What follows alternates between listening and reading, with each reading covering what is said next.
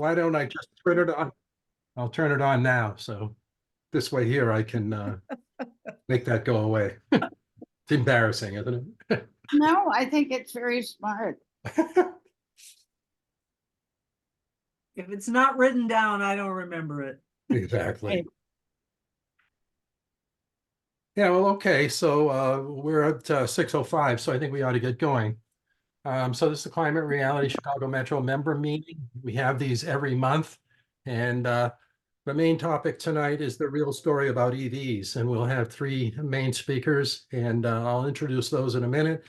Before we get into that, I'd like to have John Cavalunas speak to our election. We got two slides up here to just remind people about that election. John, why don't you go ahead? Hi, folks. The election's being held soon, and the nominations are open now. So everyone should have gotten an email. You're welcome to put your name in for 6 positions that are being elected, and those are the ones from E up there on the board: the chair, the vice chair, campaigns chair, communications chair, public education chair, and the membership engagement chair. The chair and the vice chair need to be trained climate reality members. The other positions can be any member. And so we certainly would encourage anyone that wants to make the effort and really commit the time, because it's not a small amount of time, but it is a significant, not large, maybe, in between to large at times to do. But, given our, I should say, enthusiasm for this whole topic, I would encourage people to nominate. And then the next slide, Tom, if you want to put that up with the timing. So, we opened up, and we will close the nominations in a month. And then we will have voting that would begin on March 21st and extend for 2 weeks and end on April 4th. And then the results will be announced the next day. If there are any questions, I suggest you contact me. I think I did not put my email in there for those that don't know me, so I will add it to the chat. And if there are any questions, just send it my way. Thanks. Thank you, John. Okay. All right. So a second reminder, if you want these slides, I recommend you please put your name and email in the chat. And this way here, you can get the slides in a recording, a link to the recording on YouTube as well. As a reminder, the whole topic of EV is part of our electrification agenda. And if you go to our website, which is, as you can see up there, climaterealitychicago.com, you'll see that there's tabs at the top, and the one that's circled there, electrification, will bring you several things. First, it will bring you about home electrification, which you can see about solar, heat pumps, Inflation Reduction Act, and so forth. And then on the next slide for electrification, you'll see the options for video training. Like, for example, the first one would be a series introduction.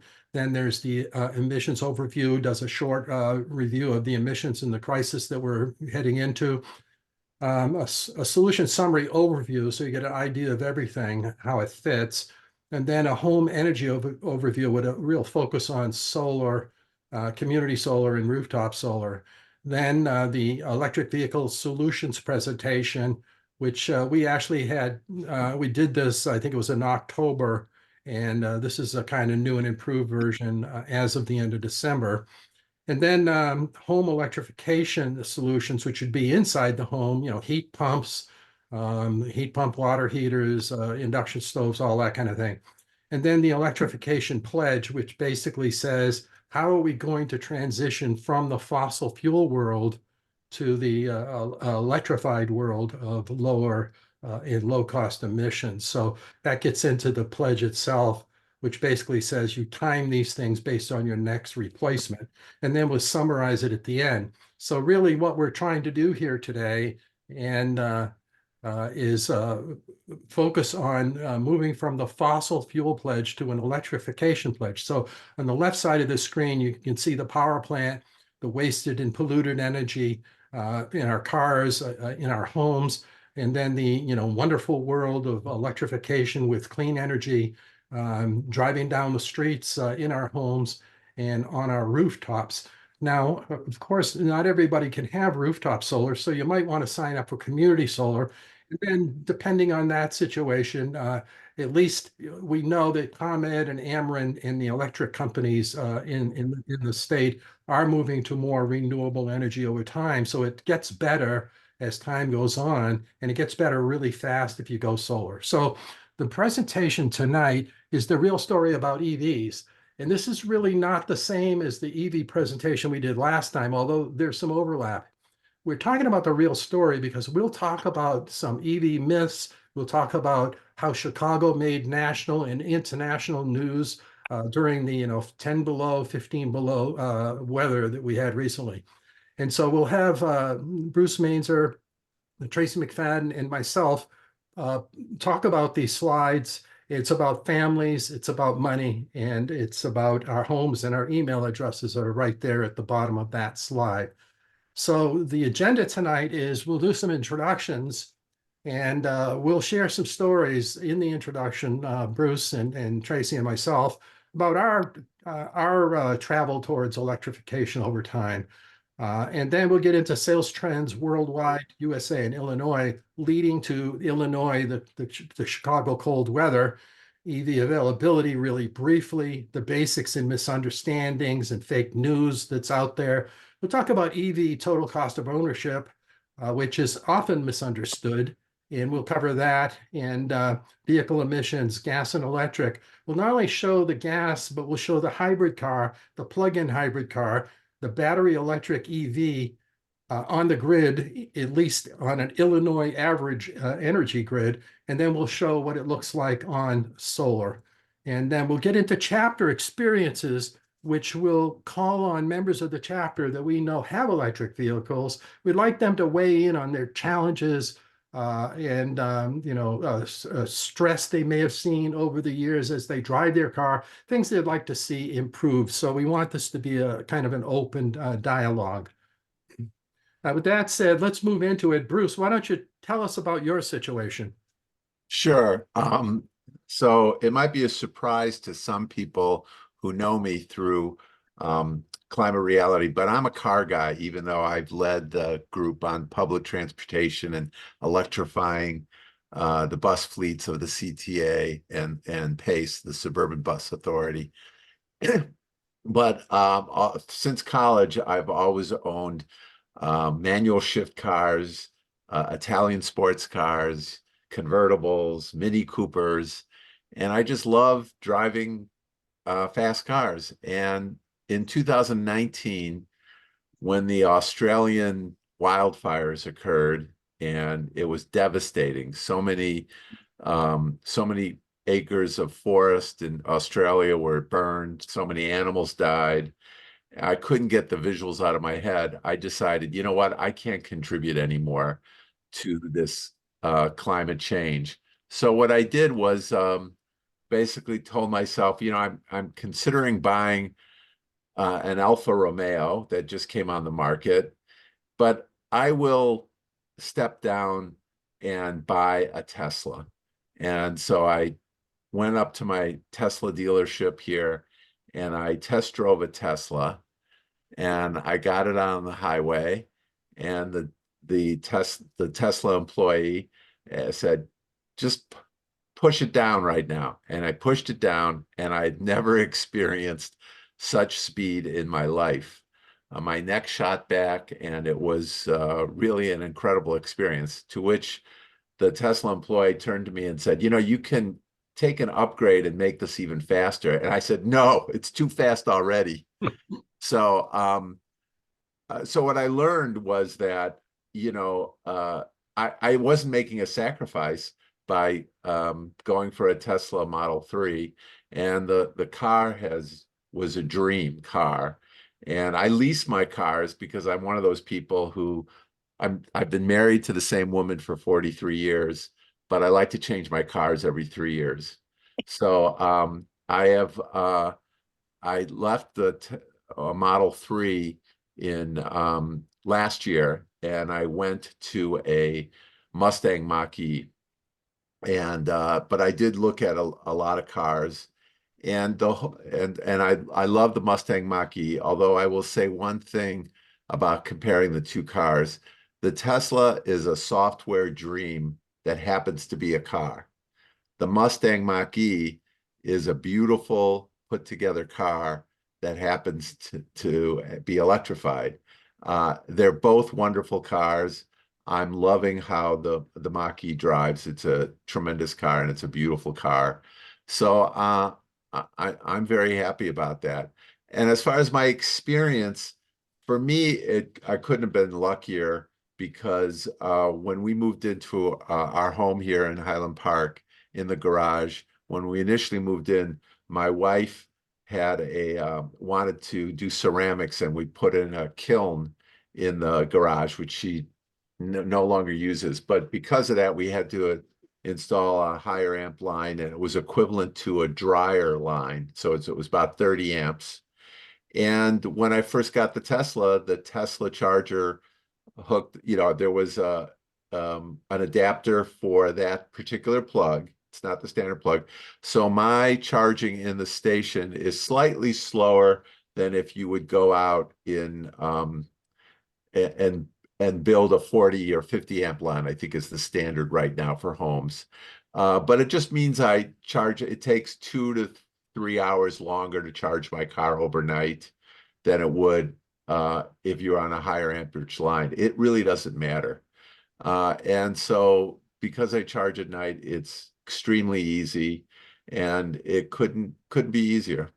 So that's my story for now. I'll turn it over to Tracey, and I assume you wanted Tracey to speak Yeah, next. Tracey. Yeah, go ahead, Tracey. Sure. I, like Bruce, have been a car guy for a long time, too. I'll get into that in a minute. So I have kind of almost a similar story. But the reason I wanted to buy an electric car was, of course, environmental. I wanted to reduce my carbon footprint. There were many secondary reasons, which were less maintenance required, and the fun factor. And the maintenance factor, if I talk about that, at age 15, I started my own auto wrecking yard. So I was dismantling and rebuilding cars all the time. So I've done my share of maintenance on vehicles. And it's so refreshing to be finished with doing oil changes and transmission fluid changes and radiator maintenance, etc. And people ask me, I owned a Chevy Bolt EV for 3 years, and they say, well, what kind of maintenance did you do on that?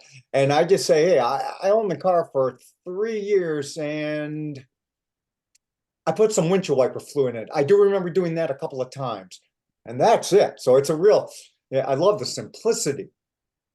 And second, of course, is the fun factor. As Bruce pointed out, the EVs accelerate much faster, and they actually ride smoother also due to their lower center of gravity. Bottom line, they're much cooler to drive and more fun, and they put on your face what is known in the business, the EV grin. Just the fact you're driving, it's fun. I've owned 3 different electric vehicles. The first one was a Chevy Volt. That's with a V. It's a plug-in hybrid, and it could go 40 or so miles on just electricity, and then it would kick over to gas. And my wife drove this car for many years, and she loved it. She could go back and forth to work just on electricity and recharge it at home. So very little use of gas, and it provided a nice transition car at the time for us to get used to riding on electricity.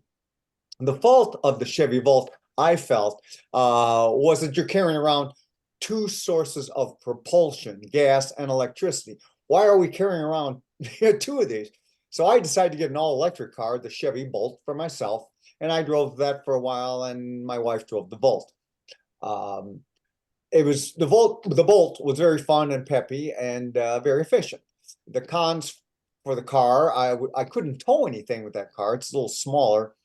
And it's slow. When you're on the road and doing DC fast charging, the rate of that is a little bit slower. It really wasn't a problem for me because I didn't need the charging speed. I made several trips to Detroit without a big problem, and I don't think most EV owners would find that a problem either, unless they use the car for long distance travel routinely.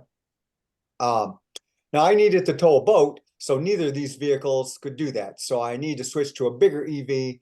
And after much study and research, I decided the Volkswagen ID4 was what I needed.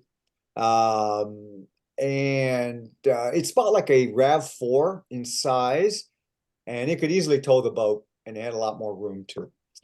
I don't really have any major things I feel that are wrong with the ID4. Some reviews have critiqued little things like the power window switches are weird because they only have two, and then you have to rear windows and use the same switches, but that's not much. And there's a lack of actual knobs, but that's not much either. You get used to all that. They're minor critiques. The unique thing with the ID4s is that our family has 3 of them. And I'll just move out of the way. And as you see in my background there, we have 3 of them. My wife drives a red one, my daughter drives a white one, and I drive a blue one. So we are the true all-American family. We have red, white, and blue electric vehicles.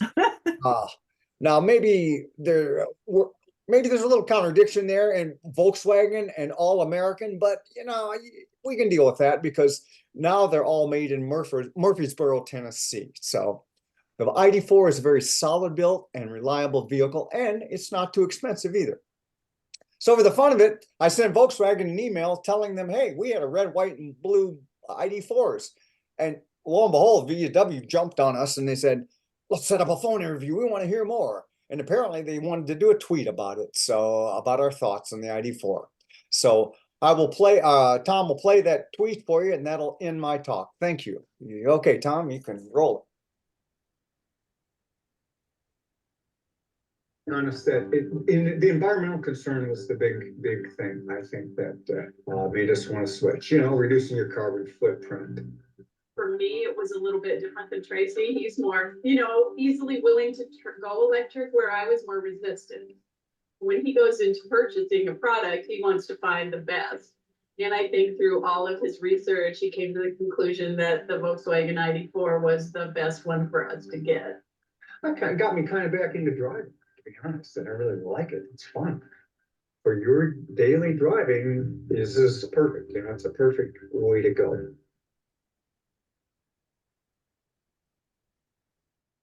Little salesy for Volkswagen, but thanks, Tracy. Okay, my name's Tom Coleman. Let me talk about a little bit about myself. Actually, I started a trip of moving away from gas in 2008. I bought a Chevy Camry hybrid, and Toyota makes great hybrid cars, and I think it got around 35 miles to the gallon, which was really a step ahead.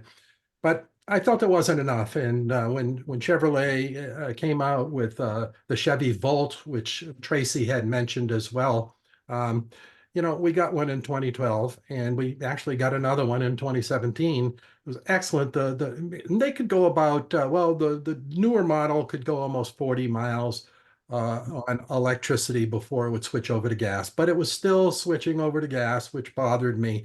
And by that time, Chevrolet had come up with an actual battery electric, a full up electric. So first, my wife got a Volkswagen e-Golf. Believe it or not, they had an electric version of the Golf. We bought that used, and it could only go about 80 miles, but it was fine for her around town. And then I had the Chevy Bolt EV, which could go 232 miles. Now they can go a little further. And then now we have, my wife has a 2022 Chevy Bolt, which can go 247 miles. She loves it. And it has sufficient range that she can go up to see our daughter up in Madison, Wisconsin. Yeah, she'll have to charge before she comes home. And it's a little bit slow, but she doesn't care because you can run the air conditioning and you can run the heater while you're charging up at the public charger. And then, for a half hour, and then she comes home, she's fine. And now I have a Hyundai Ioniq 5, which can go 303 miles. And we went across the country in this car. It's a fantastic trip car, and has some of the fastest charging of almost any electric vehicle. So you could see the contrast between my wife, which is very happy, not a road trip car, but a great car around town, and would be a little bit slower in the going on a long trip. And the Ioniq 5, which is very fast, and you don't spend a whole lot of time at the chargers. So that's a little bit of our trip, our story, and we're going to be talking to other people after we go through a few slides in the chapter and get their view on these kinds of things and what was important to them. So we'll just move ahead.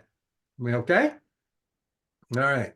So here's some trends that we wanted to share with you. So the rumor that electric vehicles are no longer selling well and building up on the dealers' showroom floors is really not true. You can see the ramp up has just been fantastic in the United States and much better around the world than the USA.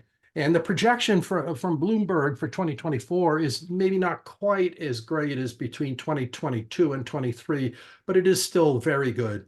On the right side of the screen, you can see electric vehicles sold per year in Illinois. You can see now we're up to 93,000 EVs on the road, put on the road in 2023. And globally, we have about 4 million EVs on the road on a global basis. And 36% of Americans plan to buy or lease an electric vehicle. And by the way, you know, some EVs that might not qualify for the tax credit, you may be able to get that money in the form of as part of your lease. And we'll mention that a little bit later.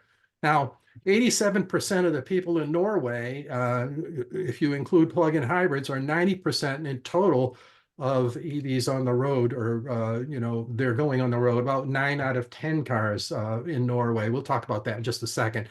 But 17 states are now phasing out most fossil fuel vehicles, as you can see here. I'm listing them all. We need to get you know, Illinois on here. So Bruce and Pam and Kim Stone and you know, Bruce, we're working on these kinds of things to get bills passed in order to be able to get in there. And the reason why is if you look at the chart on the right,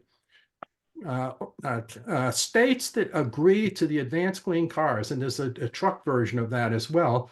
In 2026, 35% of cars put on the road have to be EVs, and you can see how it jumps, it increases over time to 100% by 2035. Now, this sounds maybe a little bit tough or a little bit radical, but really not so much if you think about the fact that our goal, of course, is to become net zero by 2050. And if we're going to be net zero by 2050, the average car lasts 12 to 15 years. So you just back off 12 to 15 years and you're sitting there in 2035 and you can't be putting, you know, a lot of diesel and gas cars on the road. So that's kind of the impetus for this. It sounds a little strict, but really, is it realistic? Well, the USA is sitting there at about 9% right now of emissions. I'm sorry, 9% of cars being added to the road. And you can see as you go up, we're like South Korea, Spain, and so forth. And if you go up to the top, you can see Norway, 9 out of 10 cars, Iceland, 72%, Sweden, 54%, etc. You can kind of read it yourself. You go down the list of son of a bitch.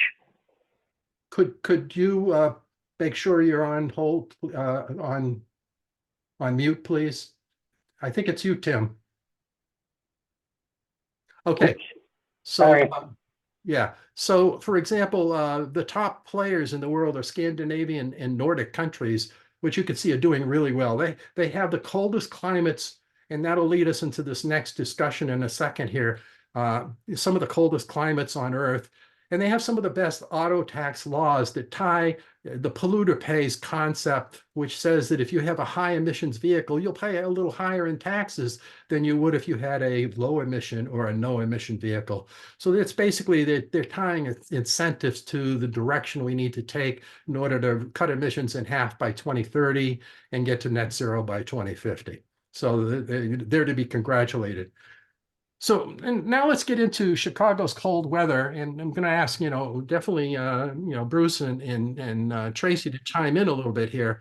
But some of the problems that the three of us talked about as we studied this issue revolves around extremely cold weather. It really affects all vehicles. And for example, the 12-volt batteries that are in all vehicles. To start a car, it needs to have a good 12-volt battery.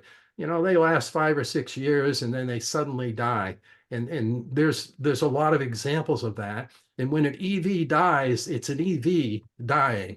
When a regular car's 12-volt battery goes, it's just simply a 12-volt battery goes. So really, it's an important failure point that does plague some of the 5 or 6-year-old EVs that are on the road, which are some of these Chevy Bolts that had problems. Also, some of the charging stations failed or appeared to fail.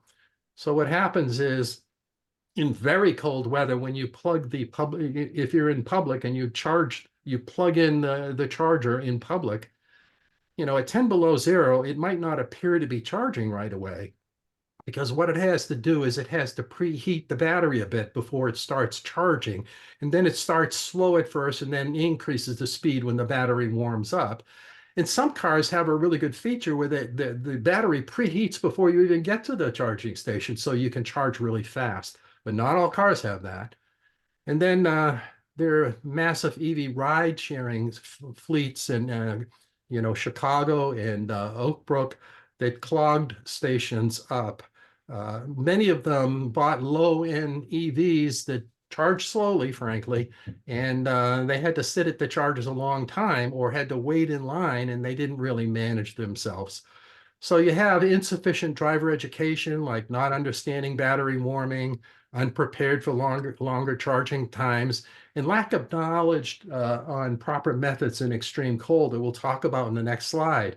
And so, for example, the AAA in Norway is called Viking, and they said they have far more problems with gas cars in cold weather than they do EVs.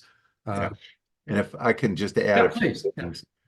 So this story was unfortunate because the press latched onto it. It was sensationalized.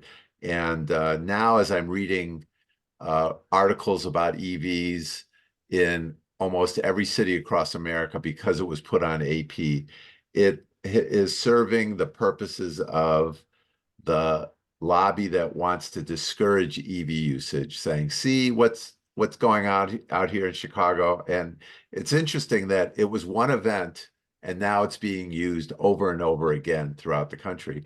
And the event really was, there's a lot of culprits here, partially the drivers who are uneducated about how to keep their cars charged. And these were primarily owners who don't charge at home. In fact, all of them were owners who don't charge at home, and they ran their batteries way down low.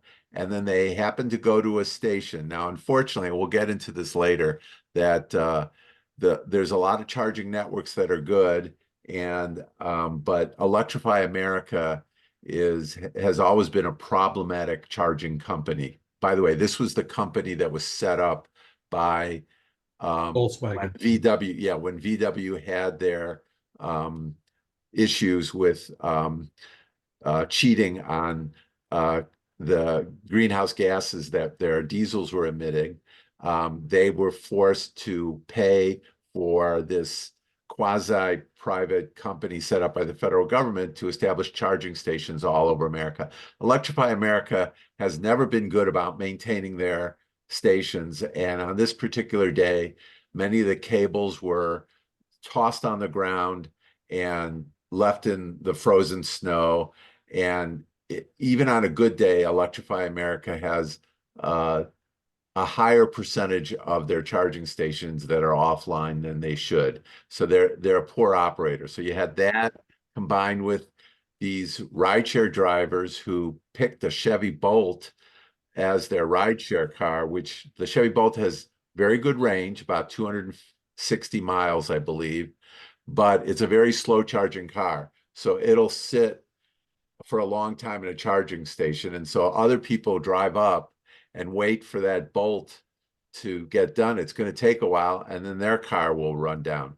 So it was more or less a perfect storm. It was very unfortunate, but right now it's serving the purposes of those people who want to scare people about EVs. And almost nobody that I know would ever be in that situation, especially people who charge at home. Yeah, Yeah, exactly. another point to that also is that no, notice how it's isolated to Chicago. There's people in Minneapolis, in all kinds of other cities, and you don't hear a thing. So Bruce is 100% correct on that. And even on some of the cars that would come into Electrify America and they were cold and they would plug in and they would see that it's not charging. Well, as Bruce pointed out, it has to warm the battery up. And so some of these rideshare drivers, not understanding how this works, would pull it out, throw it on the ground, and go to the next one, thinking it was the charging station, when it was fact just their ignorance of how the system works. Yeah. And so the three of us came up with 6 extremely cold weather driving tips.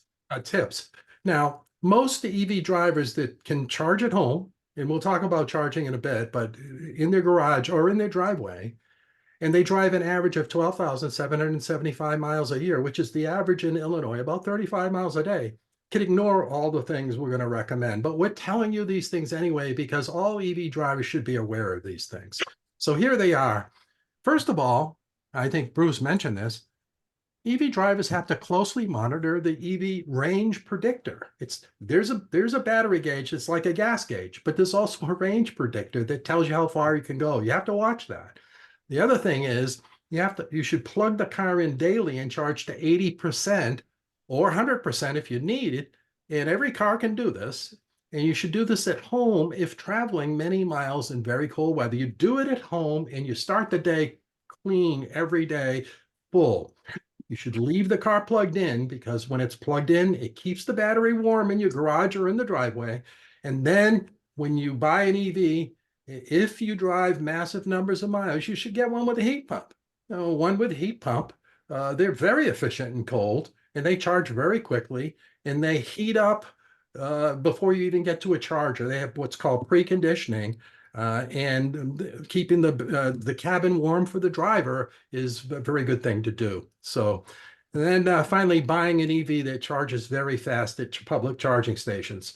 For example, I think it's there's an Audi that is extremely fast even in the cold weather. But again, not to beat up on the Chevy Bolt, it's the #3 most popular EV in the country. It's a very good car. It's just that if you do huge numbers of miles versus around town, expect to take longer in public to charge. Now, that's not true at home. They charge very fast at home, but that's much slower than, say, at a public station. So we wanted to share our findings here with you. Now, like never before, there's a ton of EVs out there. And you can see the Chevy Bolt we've been talking about up in the top left here. And you can see they're very cost effective, and they're being replaced by a new model later this year. And what Chevy wants to do is sell the rest of them out, and they want to sell you an Equinox. I don't have a picture of the new electric vehicle that's an Equinox. They want to sell that to you. And then, there's the Tesla Model 3 in the top right that Bruce started out with. And then the VW ID4 that, Tracy's got 3 of them. The Kia EV6, which charges extremely fast. Karen Data in the chapter has one of these. Here's the Kia Niro. John Cavalunas, who spoke earlier, has one of these. This is my Ioniq 5 here. And I'm not sure about if anybody has any Kona EVs here. Very good car, very inexpensive. The back seat's a little bit cramped, but some people, that's fine. And then here's the Mustang Mach-E that Bruce has here.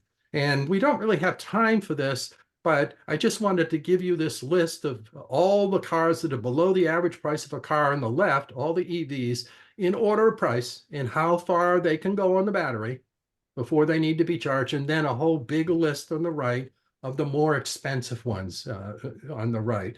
You can see that.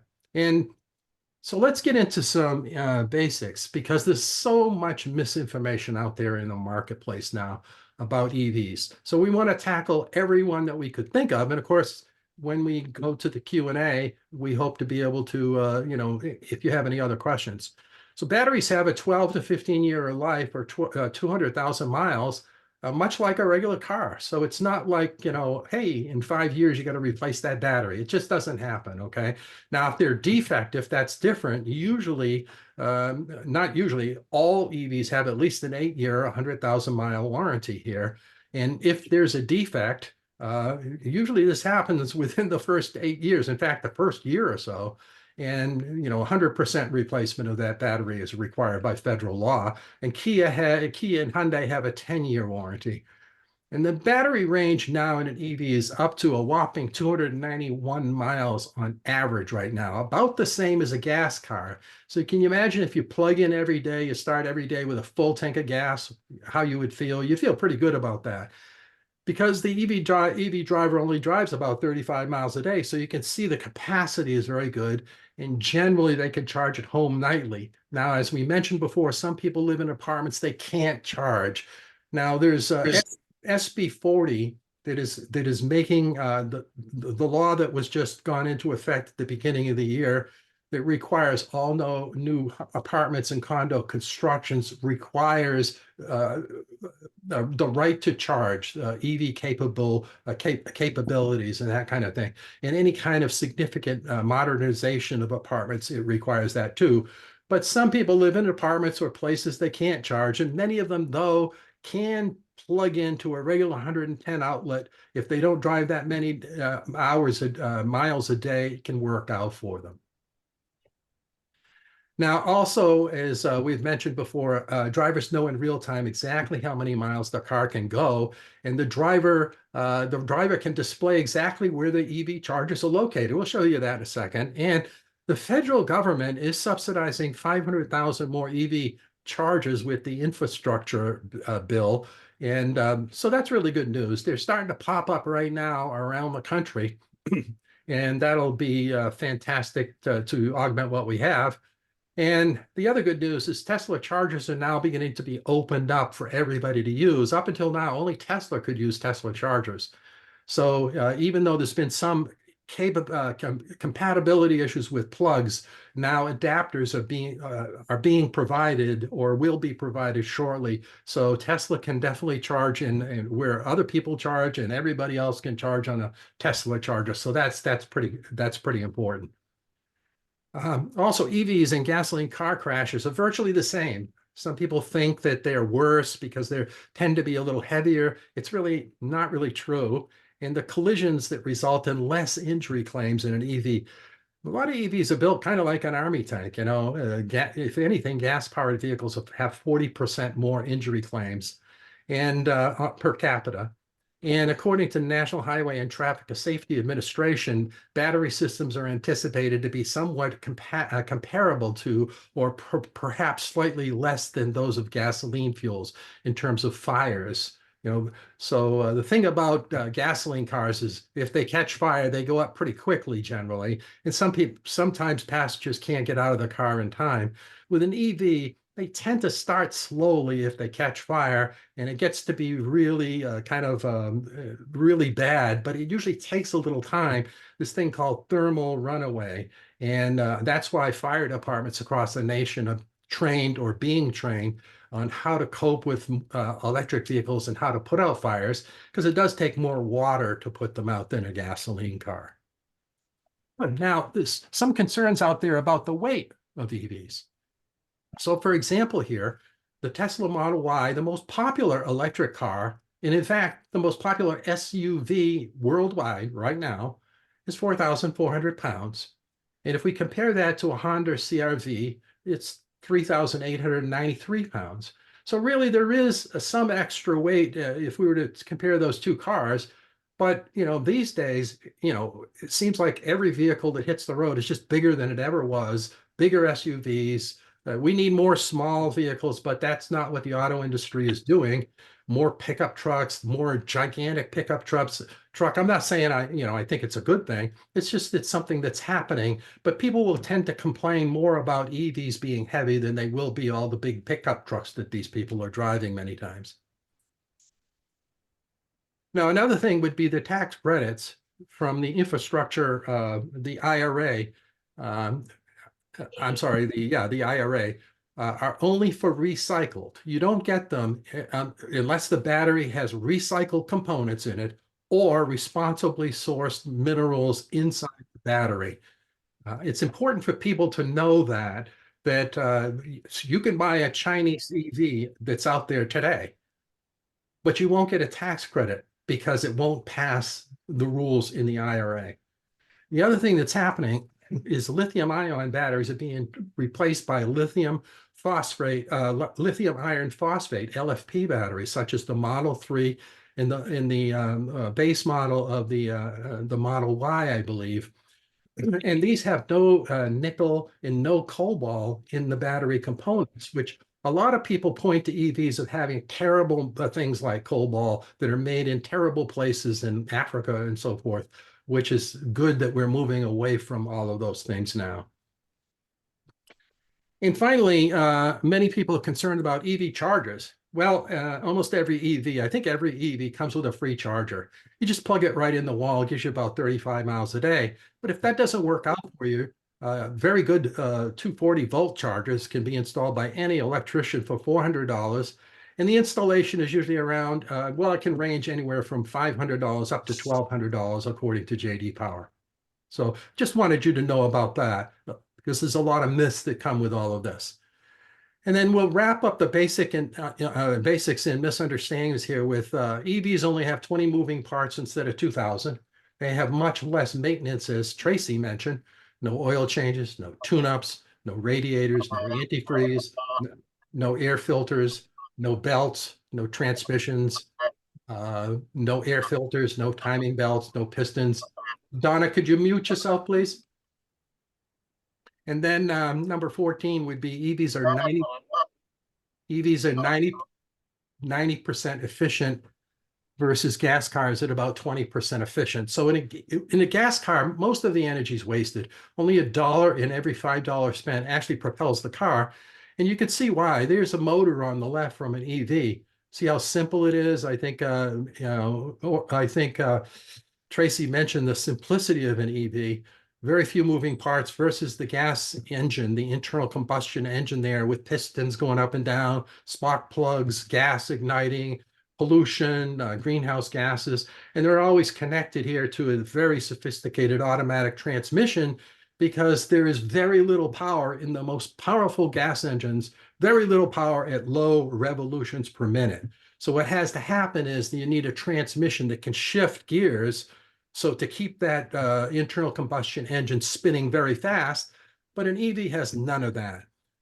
Whether you're going 10 miles an hour or 125 miles an hour, the motor just simply spins faster. If you want to go forward, it goes forward. If you want to go backwards, it goes backwards. If you're in neutral or park, it stops. When you start an EV, the engine is not running. The motor is not running. So that's really kind of a very different, efficient world of electric vehicles. Tracey, you want to talk about charging here? Yes, 3 types of charging we need to be aware of. Level 1 is what was Tom mentioned, usually comes with a car, and it's like plugging your car as you would plug in a lamp. Okay, it's just using your regular home outlet. A level 2, which is what not most, but not all people put in their garages, or you can put it outside, either one. And it's also what you'll find at different stores outside. You'll notice in front of the Jewel or places like that, those are level 2. Now, some of them are not as powerful as the one you might have at home, but they're going to give you from 16 to 38 miles added per hour. And a lot of businesses and workplaces will have these available for their patrons, so they don't have to pay for it, which is nice. And also for workers coming to work and sits there all day, their car is charged by the time they come home. So this level 2 is what I would say is most frequently used. And then finally, level 3, which is the DC fast current. And that can charge really fast. So you're going to pay a premium on the road to charge your car like that, but you can get really fast. I guess the Hyundai, etc., they can go from 20 to 80%, and correct me if I'm wrong, Tom, in about 18 minutes. Yeah. So that's pretty incredible. Not all, my Volkswagen can't do that, and most cars can't do that, but the Tesla, of course, can. So the level 3 is what you're going to use when you're out on the road and you do want to drive to Atlanta or somewhere like that. Certain companies give you free charging for several years. Like the Volkswagens give you 3 years of free charging at Electrify America on the road. So I can just jump in the car and drive to Los Angeles and never pay for anything, which is a nice little feature. Yeah. But that's the three levels that we need to understand. Yep. Okay. So ComEd is now, I think it was mentioned earlier, ComEd has a rebate program. So rebates from 2,500 to 3,750 for their customers for a electric car rebate. That includes for the actual charger as well as the installation, which money like that would typically cover that in most cases. And businesses 5,000 to 180,000. And so you can see it's really a good deal. I got the link at the bottom of the page for those thinking about going to an EV in the ComEd territory. Now, I wanted to quickly cover this so that we can get into some Q&A stuff. Here's an example of my wife's right through the steering wheel, her dashboard. And you can see when I mentioned earlier that every EV and EV driver knows how far the car can go. You can see it there, 232 miles. And this one gives a, kind of a best case and a worst case. Many EVs only give you the range predictor. And this changes in real time. If it's a very cold day, it will go down faster than a very warm day, for example. And here's an example of her car in the garage with the charger on the wall here. And here's an example of my cars. If I look to the right of my display, my steering wheel, the car can tell me where all the stations are. So much as touch any one of these, and the car will take me to that charging station. Now, I want to point out that because I charge at home, I never use these. I never use them because I only use them when I'm on a trip, when I'm going to be out of range for a long period of time, if I go to Detroit or something like that. And then down here, this is an example. All these little icons are chargers, okay? And so this is the Chicagoland area showing the chargers. And I want to actually show you in real time here what this looks. So anybody can do this. You don't have to have an EV, plugshare.com. And this happens to be where I looked last. I was over there in the Netherlands looking to see what their world was like. But, let's zoom in on Chicago here. And if you spin your little wheel on your mouse, you can zoom in.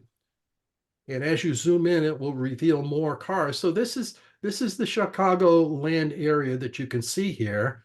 And you can see there's really quite a few. A lot of people think, well, there's no chargers because we can't see them. There's no signs. There's no need to be any signs because the car knows exactly where they are. So if I wanted to go over here to Detroit, or go up to northern peninsula of Michigan, well, here are the chargers, so you can see there's really no problem getting around unless you're going up North Dakota or northern Canada, which of course is a problem. All right, so I just wanted to give you kind of a taste of that, how that thing works. They look like this. Here's a Myers, here's Tesla stations. Here's a Food Mart. Here's the Amazon Fresh, Kohl's, and here's Walmart. Walmart's have them all over the place. You want to get into this, Bruce? The total cost Sure. of ownership? Yeah. Sure. So when I was doing presentations, I wanted to provide what I think was a fair comparison of the costs of driving an EV versus an internal combustion engine car, and I used as an example the Nissan Rogue. Now, one of the reasons I put this up was I wanted to show that the Chevy Bolt, which has a federal incentive of $7,500, there's just no argument over a 5-year period. And I got these costs from Edmunds.com. It is far cheaper to drive a Chevy Bolt, to buy and drive a Chevy Bolt for 5 years than you would with a Nissan Rogue. And they're kind of similar cars.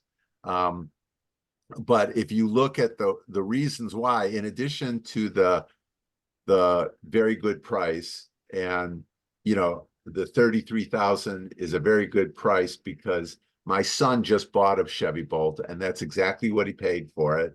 And he's waiting to get a $7,500 in tax credit for it. But if you include that in the net, bring it down, it's a great deal, okay? But even if you didn't get the $7,500 credit, so you add $7,500 to the $37,000 5-year cost, the Chevy Bolt would still be cheaper than the Nissan Rogue. And if you look at the costs here, I believe these are punishing costs for an EV because the three of us and probably everybody on this thing, none of us have spent anything on maintenance. And I think that the cost that they have on maintenance is for tires at the end of 5 years, but I wouldn't know that. And I think these are really too high. The repairs, I think they just put in the same number, and there's been no repairs on our electric vehicle. And even the fuel costs, I mean, the biggest difference are the fuel costs, but even the fuel costs are higher than they should be. Because I know in my Mustang Mach-E, I'm going to drive that about 10,000 miles this year. And I mainly home charge it, and I'm going to spend less than $500 on charging. So these are this is a low estimate of the cost difference. It's really a lot better than this. But I also put the VW ID4 on here and the Kia Niro, which I think are much nicer cars than the Nissan Rogue. And if you look at this, even with the punishing assumptions that Edmunds.com took with respect to repairs and maintenance, they're equivalent costing cars. So the argument that somehow EVs are more expensive has really gone away with the price competition and so many prices of EVs going down. And we're seeing it all the time. The Tesla Model Y cost is way down, and we're seeing these cars go down. And combined with its huge advantage with fuel savings and maintenance, nobody can argue anymore that EVs are more expensive. Yeah, and the VW ID4 does have a $7,500 tax credit, right, Tracy? Yes, I know. I got the $7,500. Yeah, it's not shown here, so it just takes. I didn't Take it off.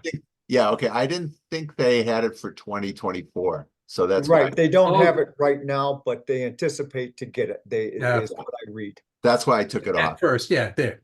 But you can see, even, if you take this out for 8 years instead of 5, you can see how fuel and everything would be massive.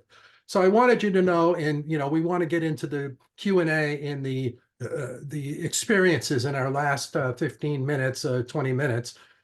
So I want to just do the emissions real quick. So it's important to know that when you think about emissions, 40% of the emissions released today will still be around in 100 years. And 40%. Now, 20% of the emissions released today will still be in the environment for 1,000 years. So when you think about yourself and how long you'll be around, or your children or your children's children, we need to think about how carbon dioxide is a 1,000-year investment and how we're putting massive amounts into the atmosphere every day. And in fact, if we break down the EPA numbers, transportation is 28% of all emissions. Now, worldwide, it's 14%. But in the United States, we have so many cars. Now, you can argue, let's have less cars. I'm fine. Let's have more public transit. I'm fine with that. But to the extent that we have a car, let's at least have the right kind of car that doesn't have emissions, and that would be an electric vehicle. And you can see here, if you break down the 28% over here on the right, the EPA has said of that 28%, 59% of it's light-duty vehicles, 24% trucks and buses, 10% aircraft, 2% rail, 5% ships. So why is that? Obviously, a jet plane has more emissions than your car, obviously. Well, the issue here is we have 253 million personal vehicles all putting out, 5 or 6 metric tons of emissions every single year. And that's the problem we have to change. And so here's a breakdown of the emissions. Now, emissions for the average gasoline car in the average place in the country is 12,594 pounds every single year. Now, that's 5.7 metric tons of emissions. Now, again, an average car, obviously some are much worse and some are much better. And this would be much less. This is based on Illinois, 12,581 miles down here in the bottom right. So that's about 400 grams. I think it's 400 grams a mile. So that's what it works out to. So depends how many miles you drive, what that's going to be. But this is the average. Now the hybrid is 3.1. So if you have a hybrid, you're cutting it almost in half. Congratulations. However, if we're going to get to net zero, hybrid's not going to make it. So some people say, well, let's get a plug-in hybrid. A plug-in hybrid, you have to plug it in just like an EV, or else it's a hybrid. It's no better than a hybrid unless you plug it in. But if you do plug it in, you can see the breakdown in emissions here of how much emissions you're going to get from the grid, upstream, and how much you're going to get from burning the gas. So again, these are average numbers, about 2 metric tons. Now the battery electric vehicle, which is a full up electric vehicle, a zero emission vehicle, is 0.9, and this is all coming from the grid here. So that if you have solar panels on your roof, or you get your energy from a community solar, which you can sign up for right away in many cities, you'll drop that 0.9 down to 0.3, or about 653, because nothing's perfect. Solar's not perfect. You will pull from a dirty grid sometimes. So this is the breakdown. So you can see the need to get to the right. And if we have to cut emissions in 2015, we said we're going to have to cut emissions in the next 15 years to 2030 in half. Well, we haven't. And now we're 6 years from 2030. And in order to hit net zero by 2050, you can see the challenge we face is pretty massive. So I'll just summarize this and we'll go to discussion. EV availability is the best in history. Sales trends are strong worldwide. Charging locations are easily found, and there's many more of them than most people think. We do need more of them, though. They have the battery range most people need. EVs pass the same safety tests as all cars. In fact, they have additional tests. It helps family breathe healthier air, less pollution and greenhouse gas emissions. Many qualify for the $7,500 tax credit. And if your car that you want doesn't, if you lease it, you might be able to get the equivalent money in a lease. Many dealers will do that because you see the leasing company's a business and they get the tax credit. It's a little loophole there. And then low income file, and by the way, you can get this now at many dealers that have qualified with the IRS. And then low income filers that may not pay much in taxes and could never qualify for a $7,500 tax credit because they don't pay much in taxes. They can now get it regardless of tax liability. And I mentioned the Illinois EV rebate of $4,000. They run out of money very quickly, but every year they start out with $12 to $20 million. We'll see what it's going to be for 2024, and then you might qualify for that. So, as Bruce said, the total cost of ownership for EVs is very strong. So we want to now go into kind of the discussion, and we'll stop the share here. And let's see, we have, is Susan Zimney here?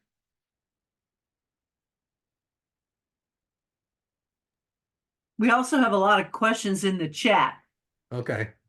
Well, I wanted to call on a few people. I know, let's see, Jeff Green, are you here? Yes, I am. Yeah, you want to just tell us a little story of how you're doing with the EV? Sure. I have a Tesla Model Y Performance, and I've had it since March of 22. It's really been a great car. I mean, the performance model gets you a little bit faster to 60. It's about 3.5 seconds, 0 to 60, which is pretty insane. I only got the performance because when I ordered it, the performance models had a wait time of about 3 months, and the long range version was about like 6 months. I think those times have collapsed since then, but I used the difference in time as my excuse to get the performance version. So the range on it was advertised at about 300 miles. And I did notice that on the road, it seemed like I was getting more like a maximum range of 285. That's what kept coming up. I called Tesla about that. They hemmed and hawed. And then I read that Tesla was in the United States changing the mileage on its website to reflect actual driving conditions better. And if you go to the Tesla website now for the Model Y Performance, you see the range is 285. So they're they owned up to what the range actually was. It's accurate.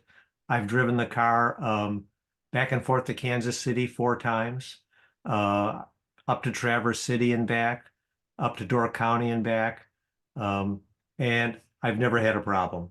The Tesla navigation system, when you put in your destination, it maps out all the charging stops along the way that you need to stop at. It guides you to where to get off the highway to find the charging station. It will precondition the battery starting about 10 miles before you get to a charging station, which basically means it's making sure the battery is hot enough to accept the charge at the fastest rate when you get there. So all in all, it's been a really easy experience.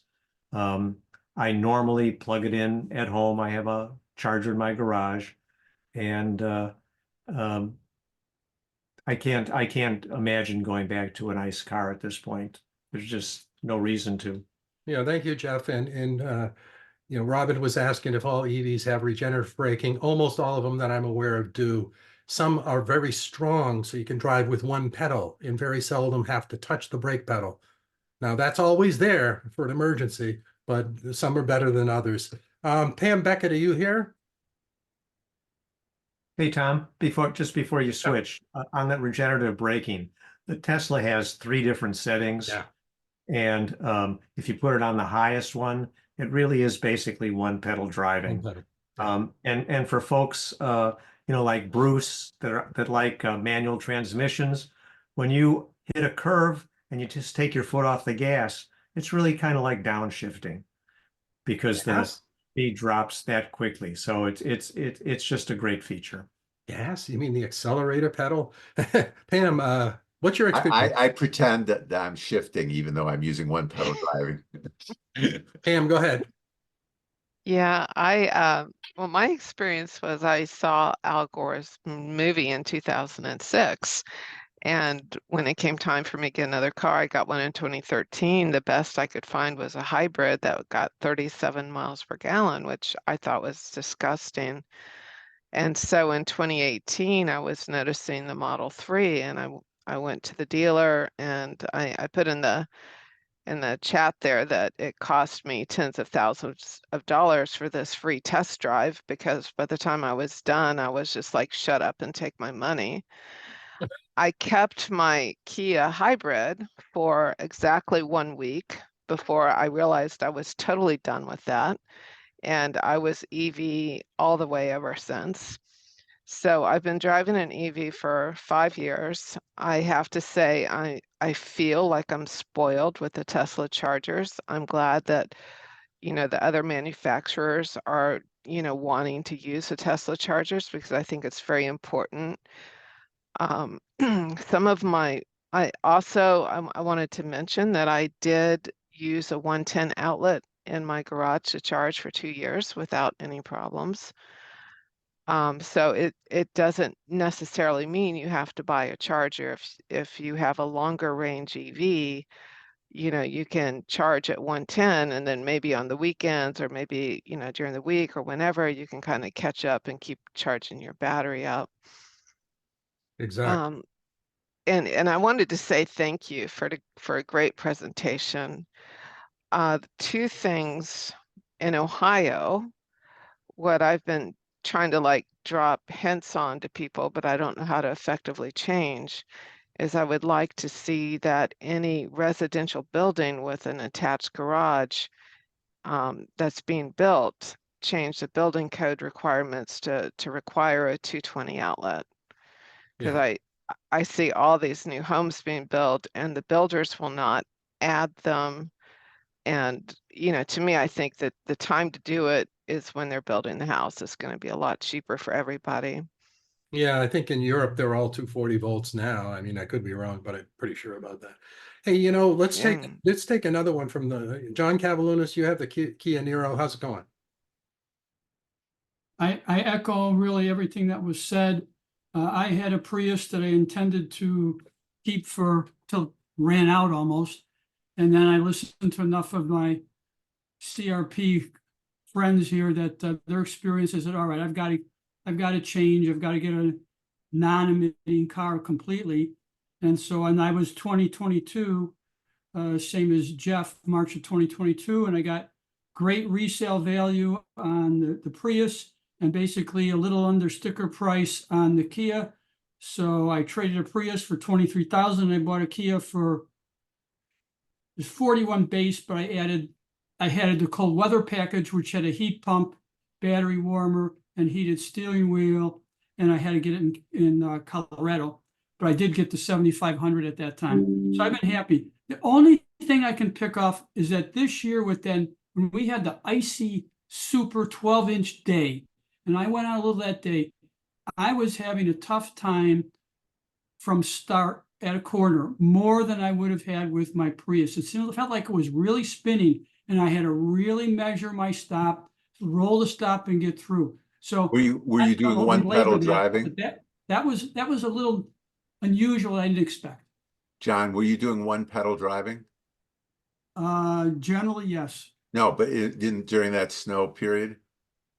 I had it on my number 2 on the car, so yes. Yeah, so what they recommend is, especially for the Chevy Bolt, I know, but for most cars, that you should turn off one pedal driving during icy or slushy, Okay.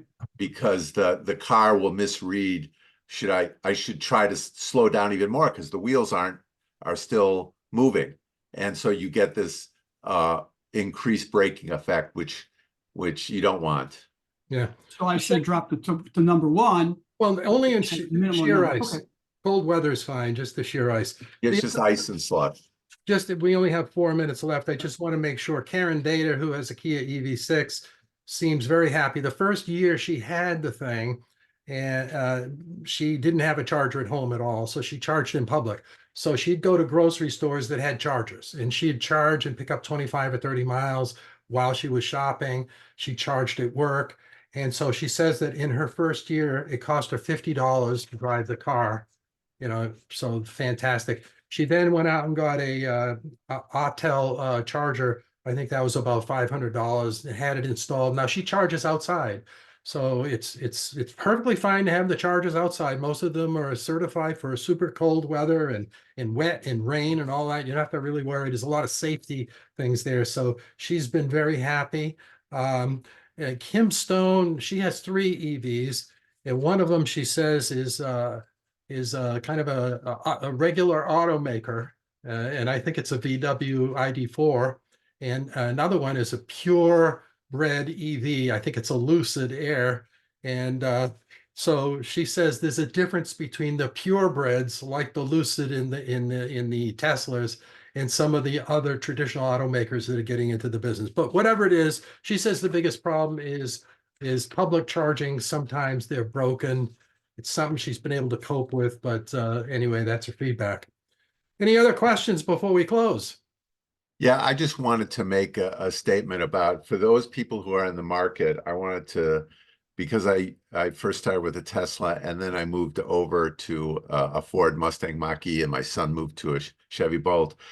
If you're considering a Tesla, it's fine to go to the Tesla dealership and start asking around. But if you are getting a car from a large car manufacturer, like one of the big 3 or some of the European car manufacturers, it's important that you read up first on that car. And it's important that you be educated about the advantages of the car, because when you're going to walk in, the dealer is not going to know that too much about a car.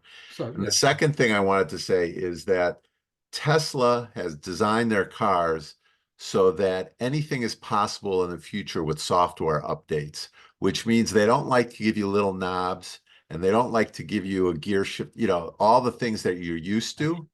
And so Teslas are going to be much more of a dramatic shift for you. They're wonderful cars, But if you need to sort of move slowly into a new car, I would recommend picking up an EV from one of the big three or the European Yeah. car manufacturers, because they will have a dashboard that will be more used to what what you're used to. That's all. I have buttons. I like the buttons. Yeah. Besides You know, the display. I mean, you can if use you the need display. buttons, I if you like need buttons. buttons Somebody, and gear shifters and whatever, one don't question. go to a Tesla. One question somebody had was, do they perform though in the super cold weather? Minus 15 degrees, my car performed perfectly. My wife's car, the Chevy Bolt, performed perfectly. The big problem is if you go to a public charger, which we almost never go to because we charge at home, right? Garage or driveway. So there's no problem. If you go to a public charger, charging is slower in the very cold weather. So you have to, unless you have the heat pump and the preconditioning, some cars have. If you're thinking about buying a car like Jeff Green was saying, he has a Model Y, it has preconditioned, it knows he's going to this public charger, it gets ready for that so that he can charge fast. Most, I would say most, but many EVs don't do that. But ask about it. Ask Bruce, ask Tracy, ask myself. We also have, Jeff Miller here from the president of Fox Valley Electric Auto Association. Ask us. We'll get the information to you. Any other questions? Just if you can use an iPad, you can drive a Tesla. Yeah, you can. No, I wasn't. I Putting just don't like it. iPad. I don't like the I mean, display. I wasn't putting down Teslas. I'm just saying, if you want a more gradual change, then don't move directly to a Tesla, because everything you're going to have to do is through the keypad. Yeah. Anything else? Think we'll look through the chat. If anybody has left questions and they've got the email in the chat, we'll make sure to answer your question via email, and we'll get all the information out to you from this meeting. Thank you so much. Thank you very much for coming. Take care now. Bye.